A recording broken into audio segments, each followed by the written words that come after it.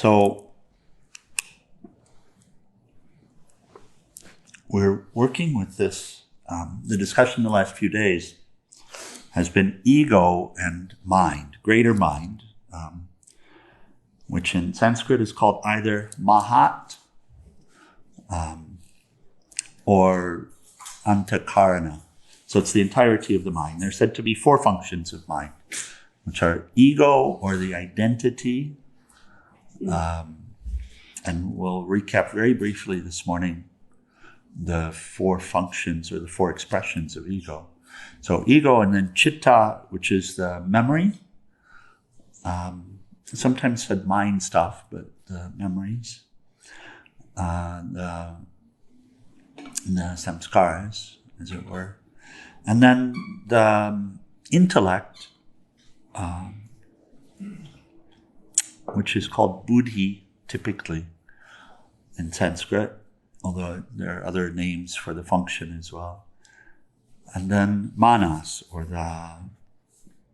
what gets translated as mind also, but we had discussed that really it's subconscious mind, and it's primarily occupied with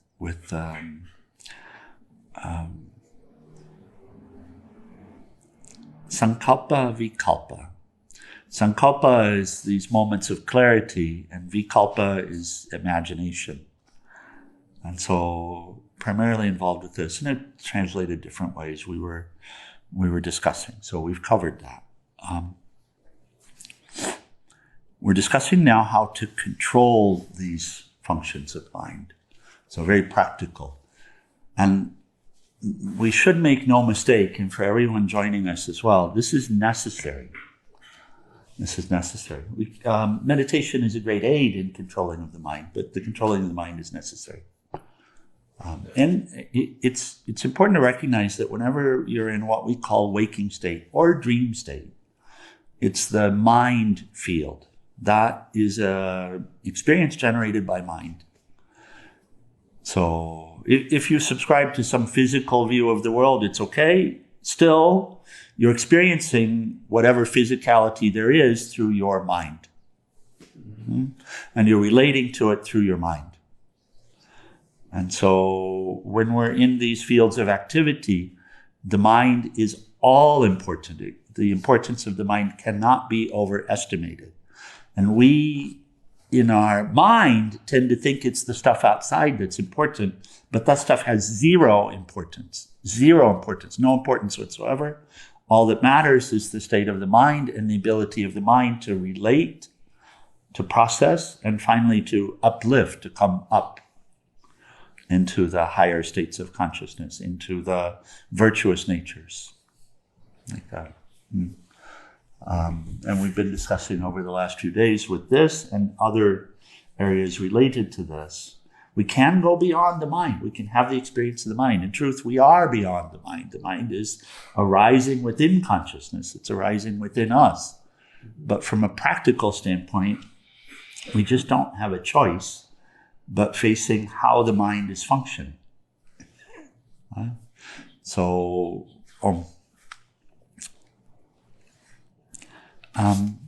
just this, 4 ego expressions. We'll just start here. Avidya means ignorance, and all 4 of these expressions are active. Just to recap for if anyone's joining us online for the first time in this series, cool, or just as a recap. These are all active functions. In other words, the ego is existent. It is the most subtle aspect of mind, and this universe is made of mind stuff.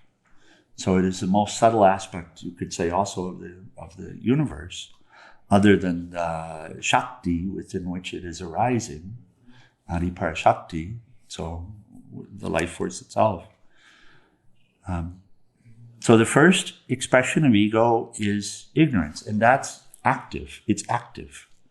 That is, it's intentionally as designed, hiding one from knowledge or jnana. So recognizing that is important, because if one wants to know truth, or one wants to know what is beneficial, you will have to fight for it.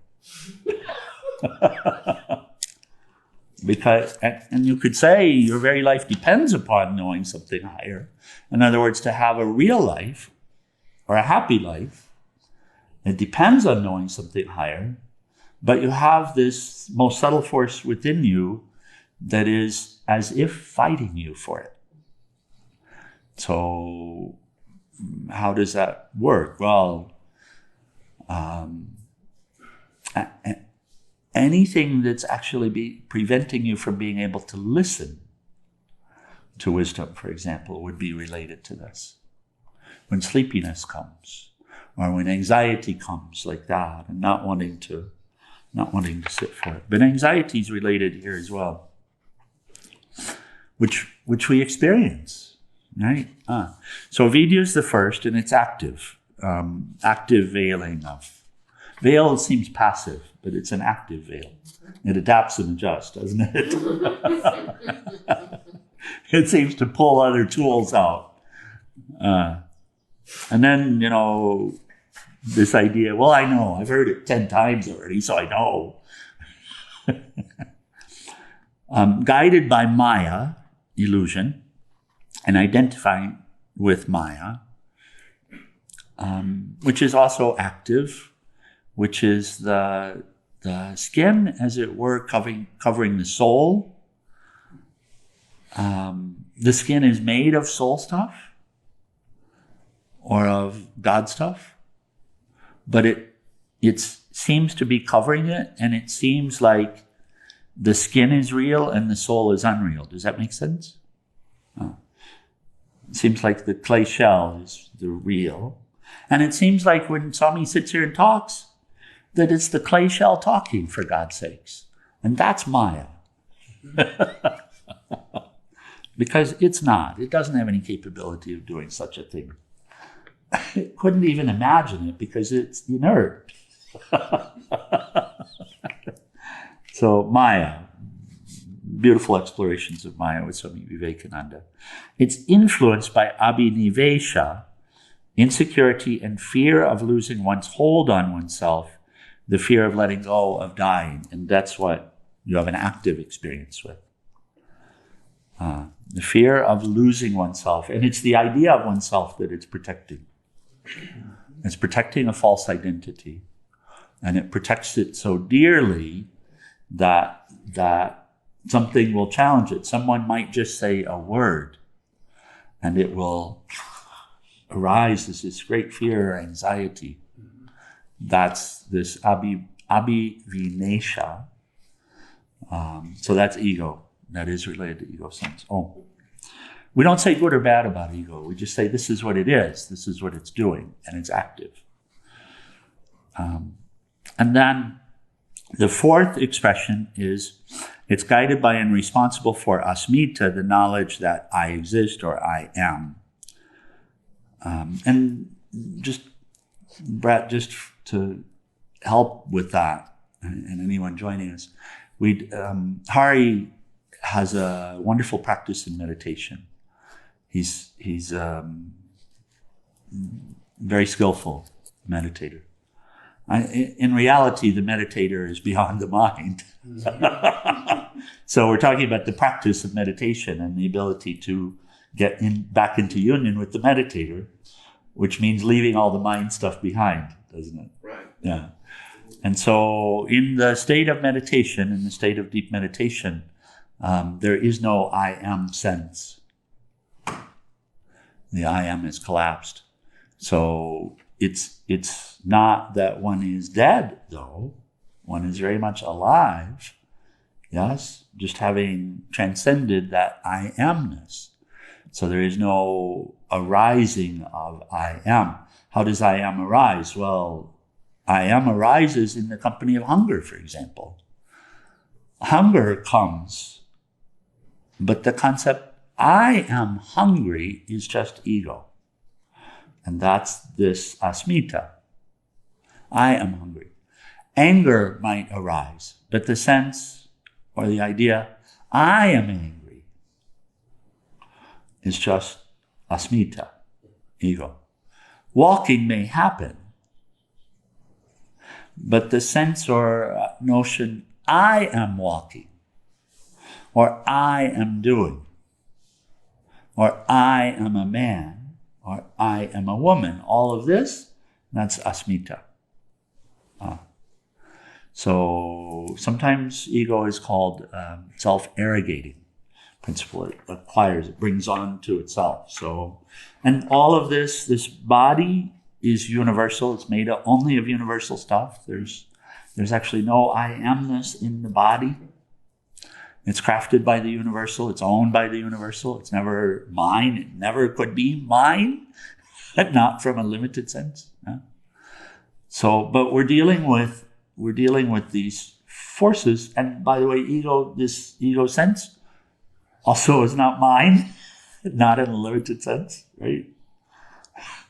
It's universal, clearly. Also. So the sense of I am is not even mine.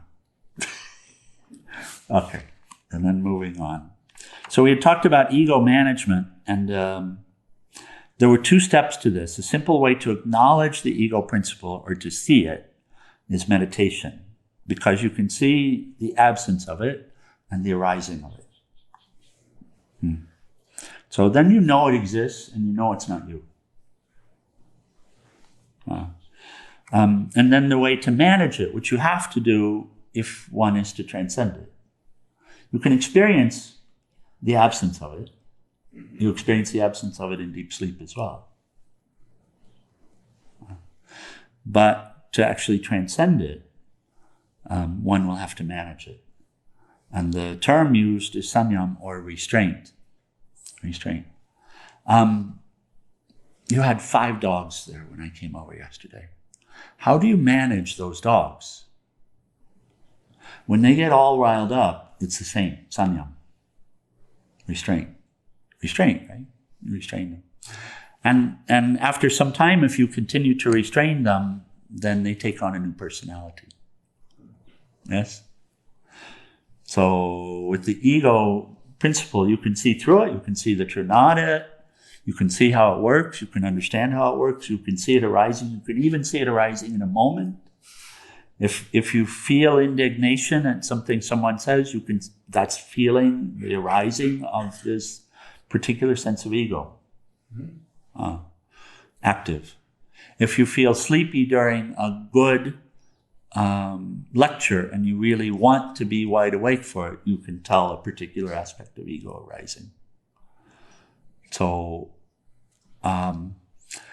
if you feel that you're separate, but you know that you couldn't be, because every aspect of the reality is a unity, and this is use of the intellect to discover this, to know it, but you feel that you're separate, then you are experiencing a particular aspect of ego. This is the Maya.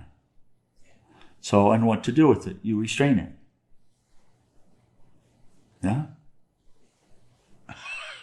Oh. Okay. As I said, we understood the practice, but the term was a new term when we were reading this. This has to be the practice. You have to tell yourself, which is like a dog, very much like a dog. It is, as far as I can tell. You have to tell yourself no, and use other ways to, not in an argumentative way, etc. You can put your arms around yourself and say, "Oh, my dear." We had this conversation so many times in pilgrimage. "Oh, my dear, I love you so much, but I will not follow you. I will not listen to you in the way that I did." You need to get with it. We would say this sometimes too. Often, you need to get with it. You need to get it. You need to get with the program. Yes, dear. Just that there are some ego aspects that are easy to see, and then it gets deeper and deeper and deeper. Yes, and we'll need help with those. And of course, the help is also inside, but some of the aspects of the ego are actually covering those up. And some might be obvious to someone else. A particular word might bring anger, but you might not catch it. You might not, without someone pointing it out to you. You might not catch it. Or just a feeling of being put upon, which might be very subtle. Or the need to defend oneself would be subtle, and you wouldn't feel yourself doing it. Right. Because it's a program. But to restrain it, you would need someone to point it out to you. So, yeah. So these are actually what are called friends, the ones that are pointing out to us the things that need to, friends, guru, principle, whatever. Yes. Okay. And then actually we find, we watched this video together with Ken Wilber and such, and actually bringing ourselves to inquire into it intentionally, instead of just going through life and allowing the natural growing up, but actually having an interest in growing up, and having an interest in cleaning up, having an interest in dealing with the ego stuff, and going beyond it, training it, restraining it, training it, going beyond it. Having a real active interest in it, then reading and picking up explorations of the ways that this is expressing are also helpful. Right? Actively doing it, having an interest in it. It really does take recognizing, because there is a tape, Hari, that says all that's required is deep meditation. There is, and that will do everything. And that does put the light on things. It does help, but it doesn't do it on its own. Right. That's going to require the resolve. It's going to require the introspection. And introspection, of course, is a part of Raja Yoga, isn't it? Yeah. So they're there for that reason. Yes. So it really requires an interest in the cleaning and growing up and all of that. And I've always called it integration work, where the mind is actually actively brought into unity. The mental instrument is brought into unity with the light, which is what I see Swami Shivananda having done and Peace Pilgrim having done, is integration work. And not completing, and thought power is very much like that. Yeah. We can say as a meditator, well, but I can always go beyond it. I can always find that peace. So why do I need to do all of this? But then we catch it and see, because most of my time is in waking state. Yes. And there the mind is ruling, and if the mind is going to, without me watching it and being aware of it, if it's going to cause trouble here and not be part of the solution, then that's a problem. That's not it. Yes. Right? That's not integration. It's not really the yogi. And so,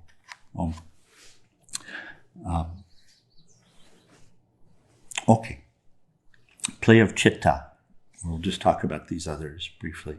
The second function of Mahat is chitta, the memory field. The deep unconscious, the ground where seeds of samskara are planted and nurtured. The chitta activity takes place in relation to memories and experiences gained in life, which have become a part of your understanding, or nature, or swabhava. When you look at an object, chitta becomes active and searches through the memory files to see where you have seen the object before.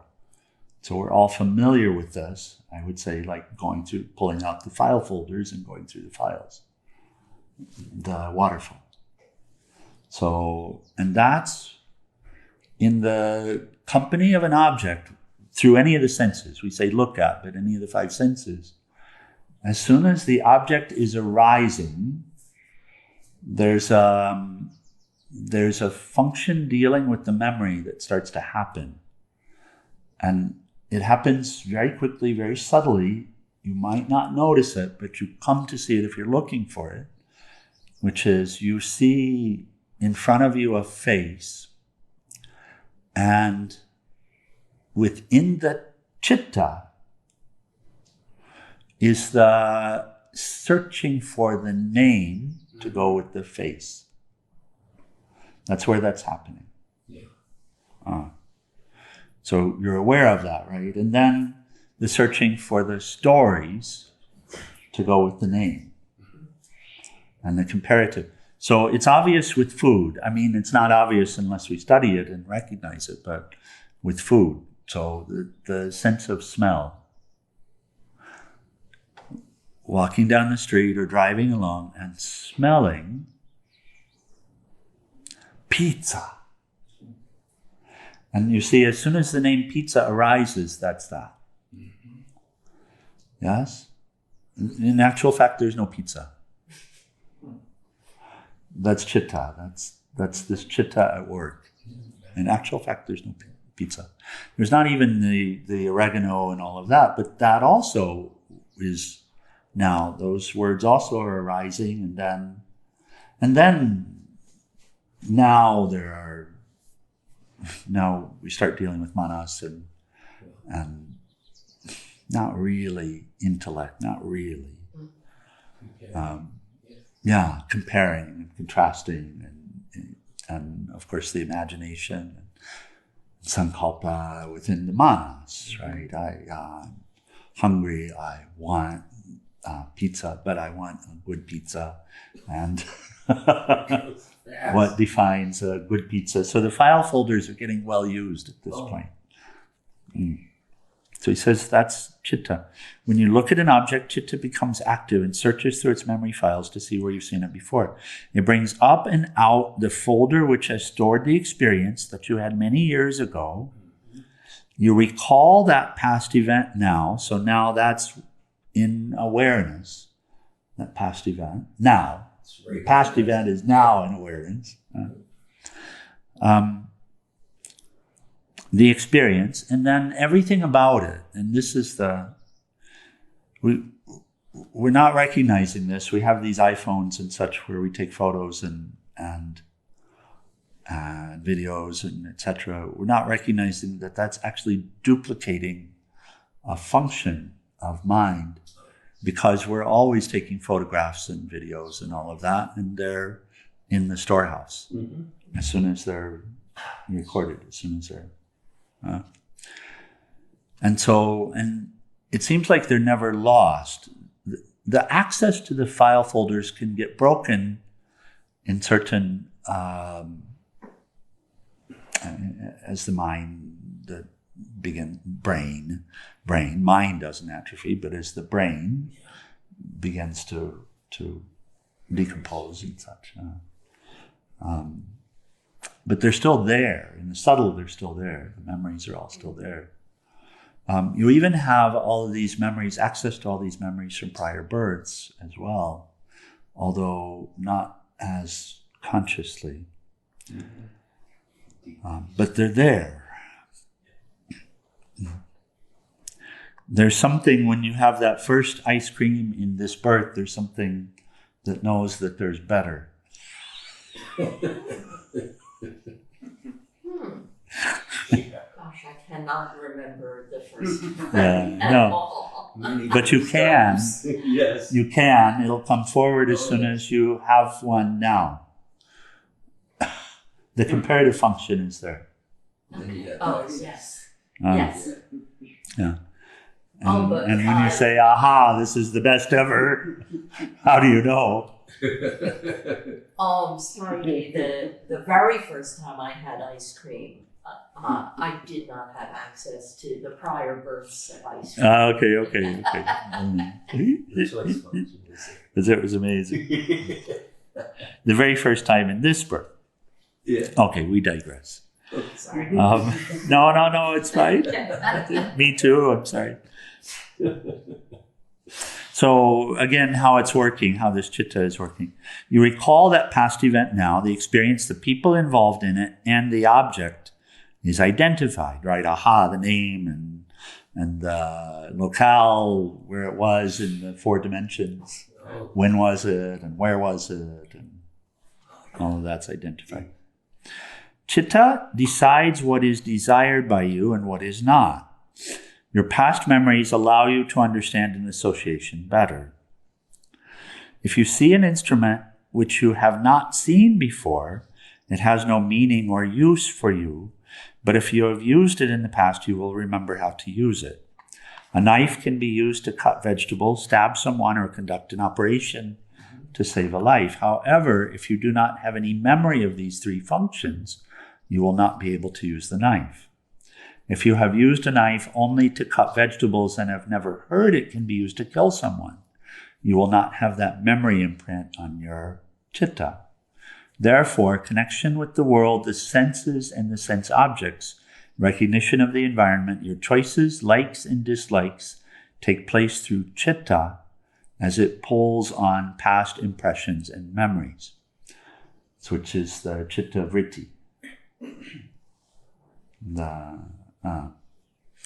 The whirlpools arising within the chitta. So we're getting to the meaning of that.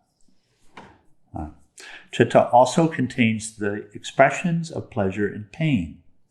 The experience of pleasure and pain is not a buddhi or manas activity, it is chitta activity. A childhood memory can be pleasant or unpleasant, and whenever that memory surfaces, the corresponding emotion will also surface. A memory which is pleasant will bring happiness. A memory which is unpleasant will bring suffering. Pain and pleasure thus arise from chitta. When someone asks you, how do you feel? And you reply, I feel happy. It's not manas, buddhi, or ego speaking. It is a chitta analysis. Chitta prompts you to say, I feel happy, for it has analyzed the moment as good or bad through its past experiences. Chitta appreciates and negates. It defines one thing as good and another as bad. It associates with one thing and disassociates with another. So, just to ask about that, because the happiness doesn't depend on any other moment or any other event. It's just a feeling right now, which is not a comparison of other moments. So you could say happiness is the absence of chitta vritti. Right, yeah. Okay, it's fine. But is there a pleasure experience? Yes. Okay. Is that happiness? No. No. It's separate. Okay. So he's talking about pain and pleasure, and when you reply, I feel happy. When you reply, I feel happy. Oh, I see. Okay. Okay. He's not talking about the real happiness. Okay. Sukha dukkha. He's speaking. Okay. Related to pleasure, pain. Okay. And then he talks about management of chitta and primarily meditation. Many psychological problems stem from chitta. They do not stem from the realms of buddhi, intellect, manas, mind stuff, or ego. Most psychosomatic problems have their roots in chitta. An incident about an Australian doctor who came to the ashram in the 70s will illustrate the point. It says the person was suffering from asthma, and his condition had started at a very young age. Medical science did not have any proven systems for asthma management at that time. Therefore, the available medication did not help the little boy. As he grew up, he decided to become a doctor and complete his MBBS and tried to manage his respiratory condition, but to no avail. In fact, his asthma worsened with age. In 1976, he met Swami Satyananda and came to Munger.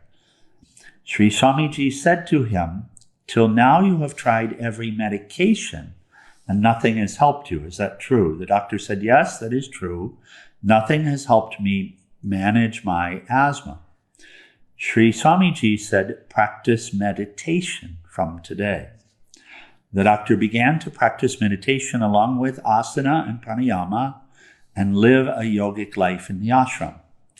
One day, he has a flash, a vision during his meditation. A memory comes to the surface of his mind where he sees himself as a young boy at home with a babysitter. The babysitter is forcing some food into his mouth, which the child does not want to eat. The babysitter threatens him. If you don't eat your food, I'm going to tell your parents and they will punish you. As a child, he cannot analyze what the babysitter is saying or what it means, but he hears the words punishment, complaint, and parents, and his insides curl up and an emotional block forms, what we might call a knot.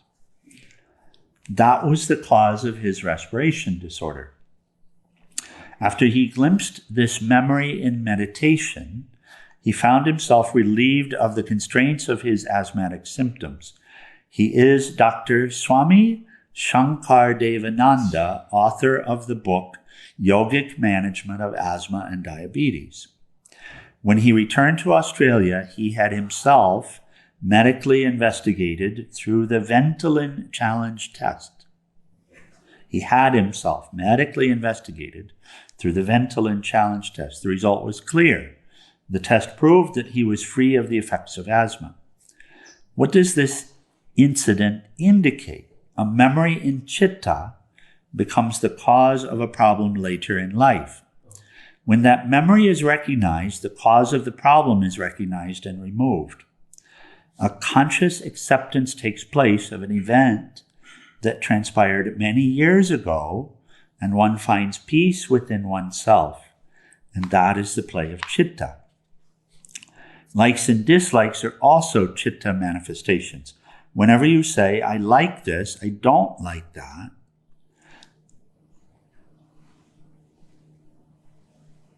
I'm attracted by this, I'm repulsed by that, you are expressing chitta. The memories allow you to appreciate, like, accept, and desire, and the memories also tell you to reject, neglect, dislike, and not desire. When you go to a restaurant and look at the menu, you select items which you have tasted and appreciated previously. If it is something new, you will be hesitant. There will be doubt. Perhaps I won't like it. Does this ring bells? As long as you don't have the memory, there is doubt. Once something becomes part of your memory, the decision is clear. To manage chitta manifestations and expressions, meditation is the method. When Sri Swamiji instructed the doctor to practice meditation, the veils of his mind dropped one by one, and he was able to see the childhood memory and realize the cause of his asthma. A condition which could not be cured through medication was overcome through meditation. And this is part of the prescription here, the primary part of it. Yogic scriptures say that one needs to practice meditation regularly to manage chitta and the perceptions of likes and dislikes that arise from it. And so you can relate to this very well, I feel. Yeah, okay. Yeah, it resonates. Okay, very good. So that is working with chitta. Yeah. And that a is... similar story also. Yes? I used to have breathing problems before I started meditation.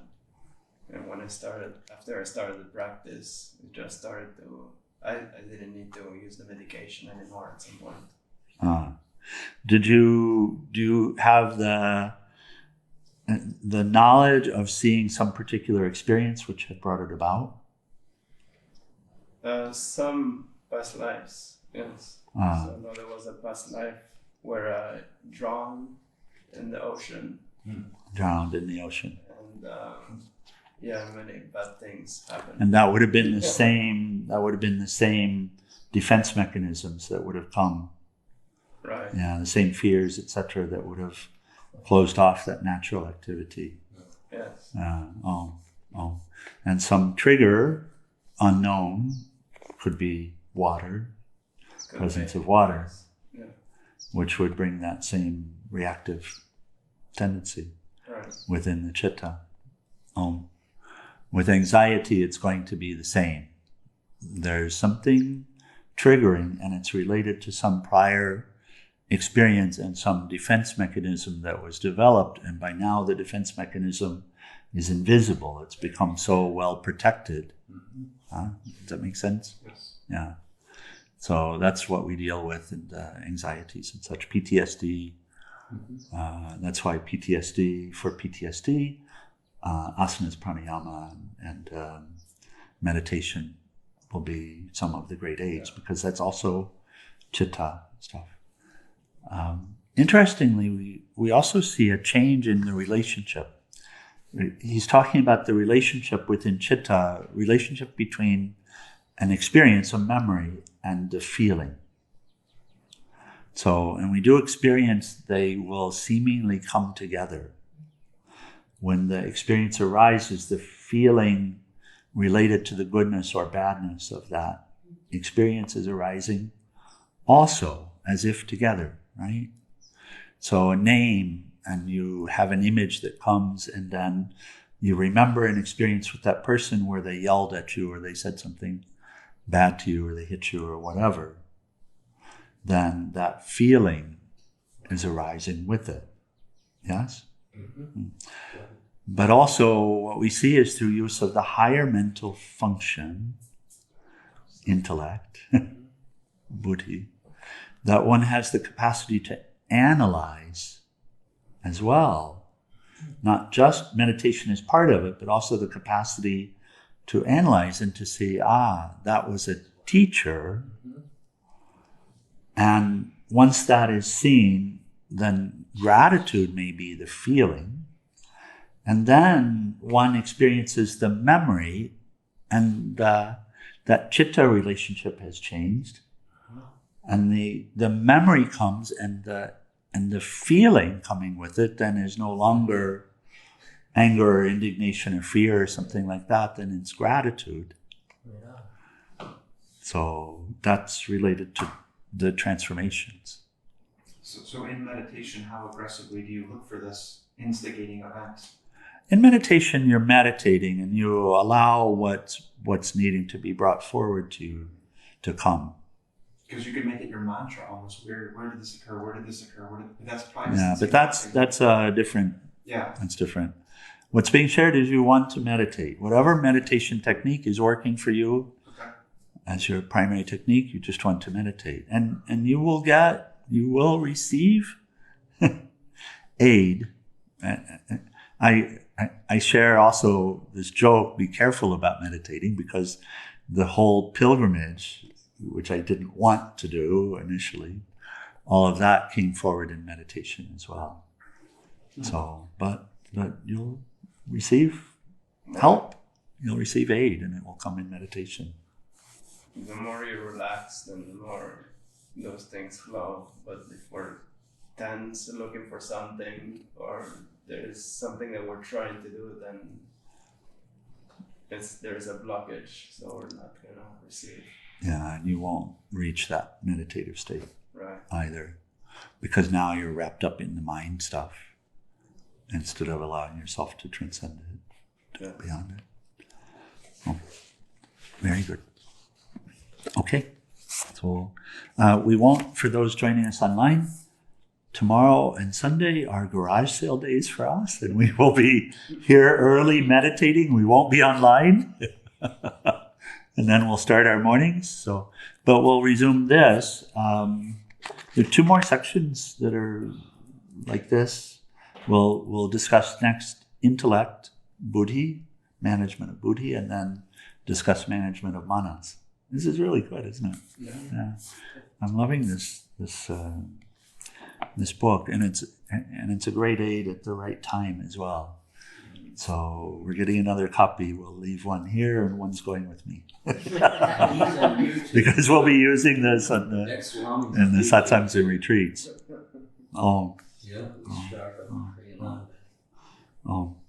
Okay, we'll close final prayers and arati, and we can have the full Final prayers in Arati, page 174.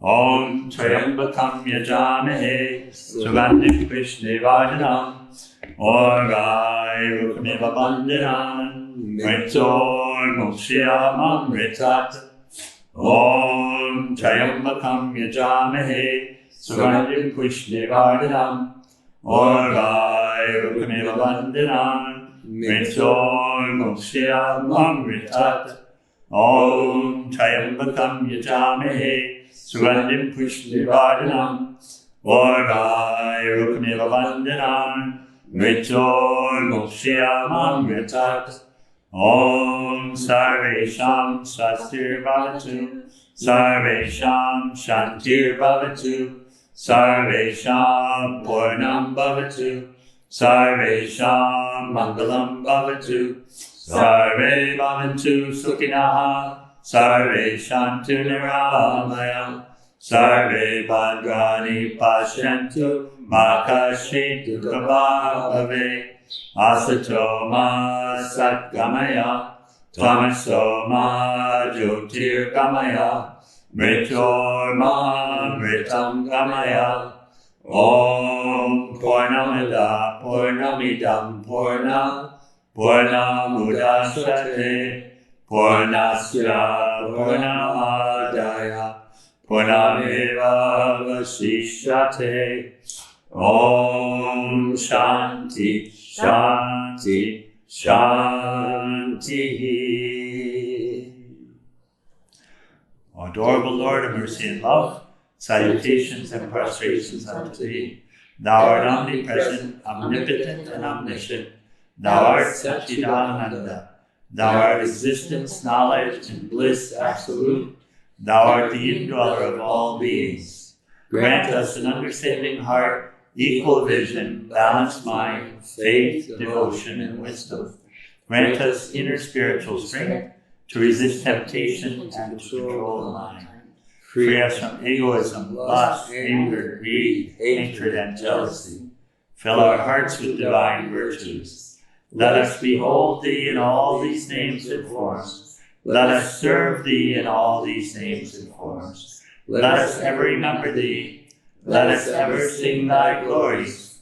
Let thy name be ever on our lips. Let us abide in thee forever and ever. On below Satguru Shivananda Maharaj Ki, for all the saints and sages of all the traditions. Stand for Arati, page 210.